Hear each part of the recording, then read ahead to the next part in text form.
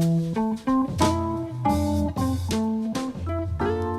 it's Vanessa McLean at the Life Transformation Lounge. And hi, it's Paul McKenzie at the Life Transformation Lounge. And today I'm going to be interviewing our wonderful friend, Paul McKenzie. No way you didn't say that. No, we're not going to be interviewing him. We're going to be talking and finding out a little bit more about who is Paul McKenzie. Not Paul McKenna, Paul McKenzie. Paul McKenna has far more money than me, and he's also able to do that great hypnosis stuff, and that always amazed me. But no, it's Paul McKenzie today. I think your voice has the same impact as what he does on stage. Well, my wife often says my voice puts her to sleep, and I'm wondering whether or not I can get paid to do that in public. Wouldn't that be amazing? Well, you are an amazing person. You are an incredible individual, doing a lot of good work, and a lot of people want to find out, where did this Mr. Paul McKenzie come from? Where did this Mr. Paul McKenzie come from? I guess I should tell you the story of what brought me to where I am in my life now. I think that's more an interesting way of outlining my journey, because it's been very difficult for me to actually realize how my life had a purpose and how this purpose was going to serve me, and how in fact I was going to get paid with my purpose. That was the most challenging thing, because I grew up in a family that had a lot of lack, and we had a belief about lack, and lack became the dominating belief in that family.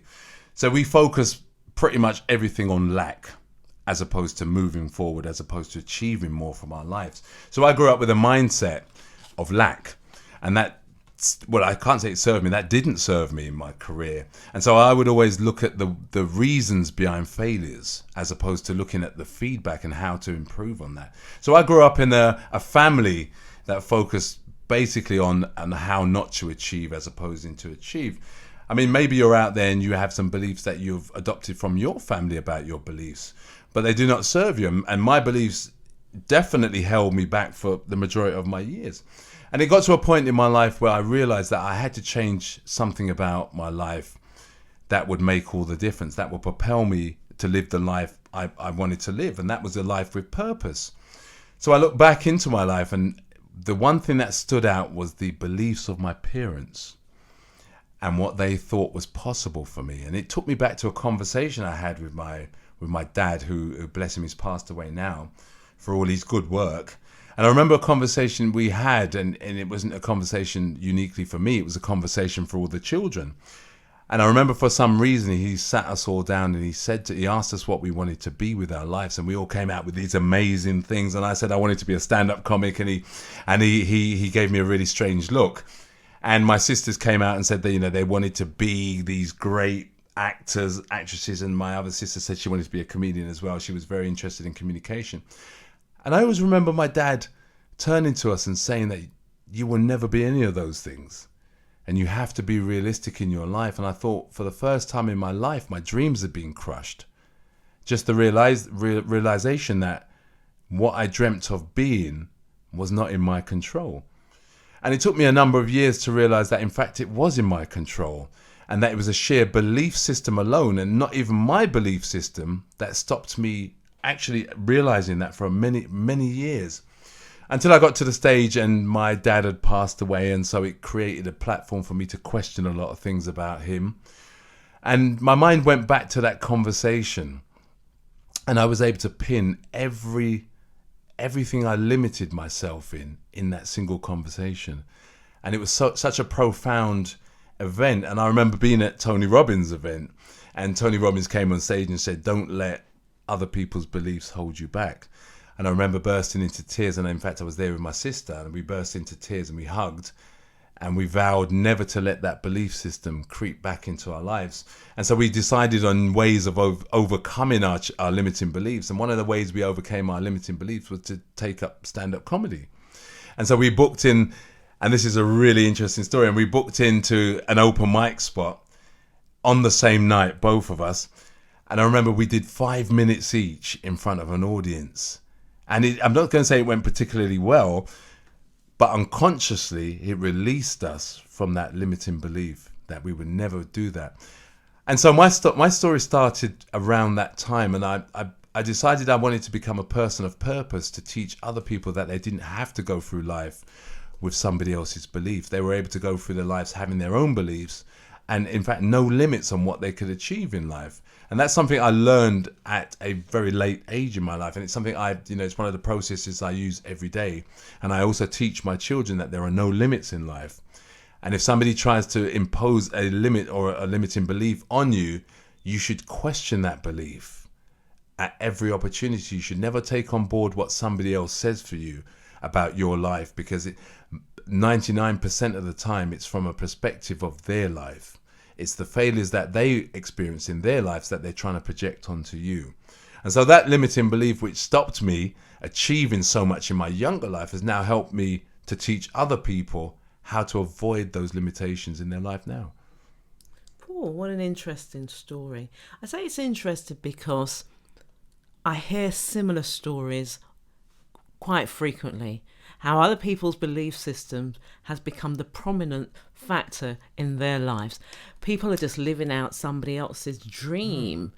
When we realise that we've all been given our own road, our own path to travel and discover, why should then someone come in and say, that's not for you? Yeah, I firmly believe that. I mean, life is challenging enough.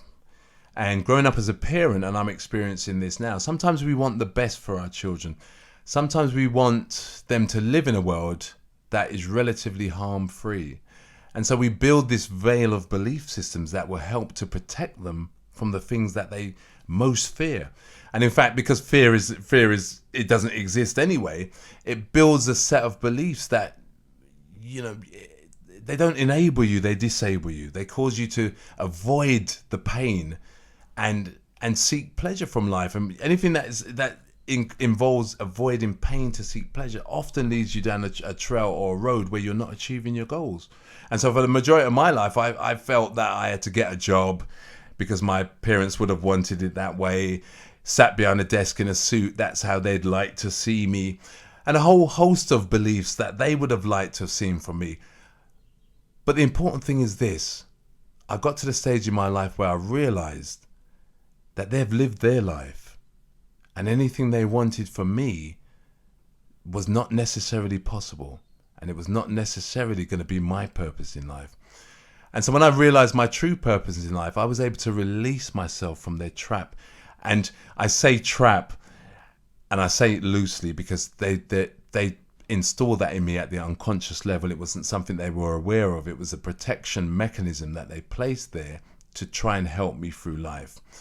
So what the thing I'm trying to say is that with my children now, one of my sons wants to be an astronaut. And so I recently said to him, as long as you do the work that's required of an astronaut, you too can be an astronaut. And that's one of the most important things in my life now, is to work with people around their belief systems and teach them that a belief that you're carrying with you in the present is not necessarily serving you. And also to identify the root cause of that belief, because the root cause of that belief is often what shocks you. I hear time after time where young people have gone through school and their teachers have told them what they can't achieve. But you made a very good point just then. If somebody wants to be an astronaut, what activities are they doing daily? What are they studying? What are they learning on a day-to-day basis so that they can have the knowledge, they can have the information that is required for them to become that astronaut? To become the person that you most want to be. I mean, we use astronaut as almost like a metaphor because every child wants to say, hey, I want to be an astronaut. And it's a great thing. But to me, an astronaut is reaching for something outside of this world. And I believe if you're going to be truly successful, you got to reach for those things that man itself are not reaching for. And you got to reach up into the universe and take what you need from this life. Because you only get one shot at this life. And that's most important. And I tell my children all the time, you get one shot at this life. So if you want to be an astronaut, be prepared to put in the work. If you want to do something similar to an astronaut, if you want to be a pilot, be prepared to put in the work.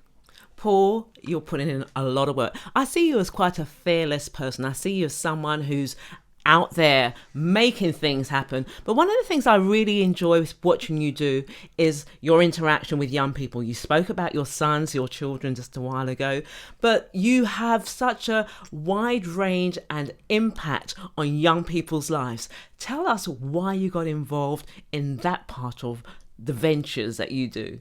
Because young people are so fascinating. Young people have what I call purity. And it's at that purest age that I believe that you are at your most... In fact, that's when I think your greatness is already shining through. I believe that children who look up to the world or look at the world and say to themselves, I can see my place in this world as, albeit an astronaut or a pilot or something a phenomenal job, I call it. That's the purest sense of being a youth. I believe that you reach an age where you start to look into the world and start to place those limits on yourself. So when I work with young people, my main focus is to tell them that they can achieve anything they want. This life is here for them. This life does not exist unless they place themselves in it. And so for my message to young people is always to believe in yourself. Far too often you see young people who are victims of bullying, and I try and teach them that a bully can only exist if your belief system is not strong enough. If your belief system is strong enough, you're able to see through the words that come into your mind and turn them into positives. Too many young people out there listen to these voices. In fact, they listen to their parents, they listen to friends. A lot of the young people I work with work in gangs now. And this is all based loosely around the belief systems they have at the time. So my mission for young people, and it's part of the work I'm very passionate about, is to lift those limits on their beliefs, whether it's in school or whether it's the life they want to create for themselves. Their life has no limit. Paul, the funny man, Paul, the family man, Paul, the familiar man. The familiar. Paul, tell us, what makes you tick? What makes you get up every morning? What makes me get up every morning is usually the sound of the damned alarm clock. But other than that, I've started waking up before my alarm clock now. Ever since I realised my purpose, I wake up before my alarm clock, and I think it's the most amazing thing. The one thing that gets me up and motivated every day is knowing that there's a possibility of that day I can change somebody's life. I could possibly speak to a young person who is going down the road of limiting themselves and their possibilities to change that mindset and give them a new mindset. And that really infuses me to wake up every morning, to know that there's a purpose for me in the world and there's a purposeful person out there waiting to be realized. And so by making that connection with that young person or the adults I work with, I'm able to gather or gain a great sense of purpose through it. And it gives me the passion to wake up. We're still awake now? I'm still awake now. One of the things that we speak about quite often, Paul, is how we can help to change the mindset of certain communities, our community in particular, the African Caribbean communities, because that's where we are from. And it takes just one person to do something to create a following. Paul, where did this Life Transformation Lounge come from? To be honest with you, Vanessa, this Life Transformation, I mean, if you look at the logo, there's a butterfly on there. And to me, this Life Transformation Lounge is a bit like a butterfly. It's something that's grown wings and it's about to fly. And it's something that's needed in the community and, in fact, needed in the world, because I think there's too many people that need transformation. There's too many people that are out there stuck in a place, not realizing that they hold the keys to their own outcomes. They are the key holders. They are their own prison guards. They lock themselves away every single day from their potentials. So the Life Transformation Lounge for me was always something that was about, it was always going to happen. I was just meeting the right people and putting it in effect. And it was one of my goals from many years ago, is to create a platform where people can log on or just visit, and it will leave them with something, a tool, even a comment.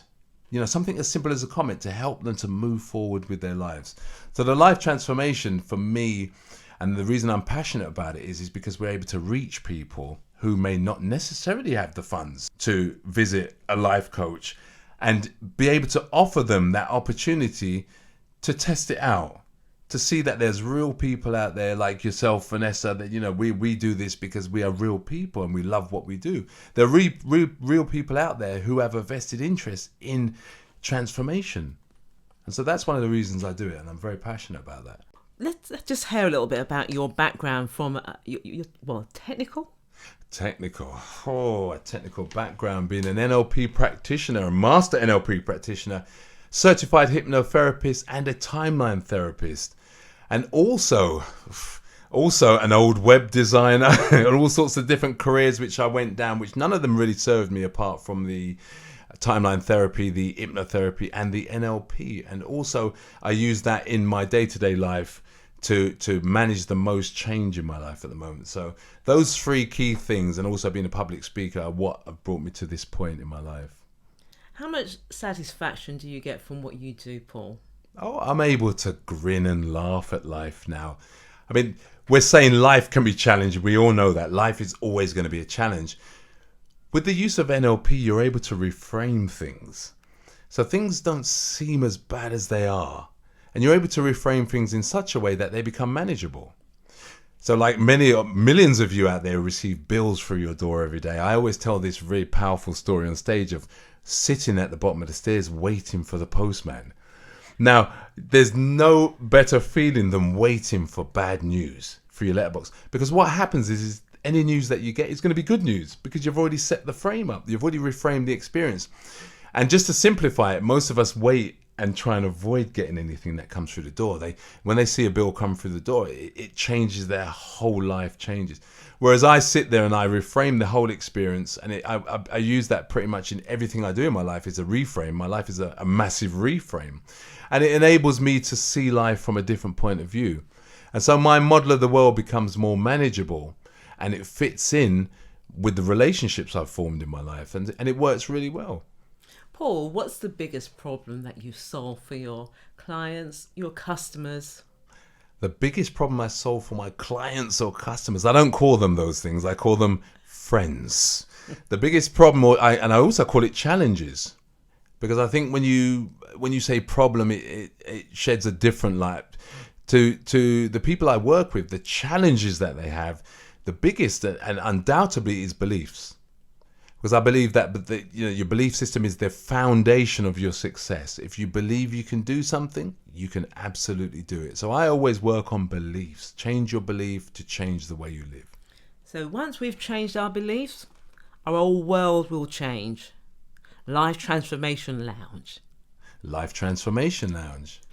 That's an incredible story, Paul. Paul, thanks for sharing with us today. I know there's a lot more stories in you. We're going to make sure that you're going to share them with our audience.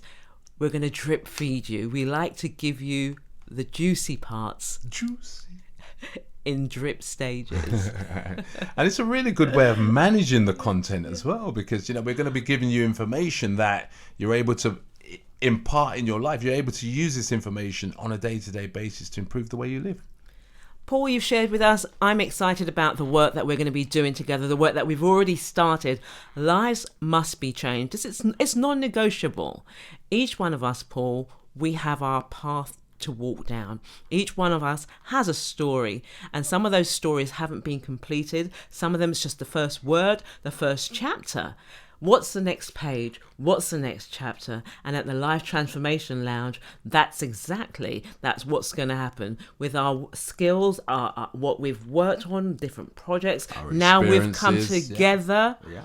We're going to make sure that you have the tools to transform your life.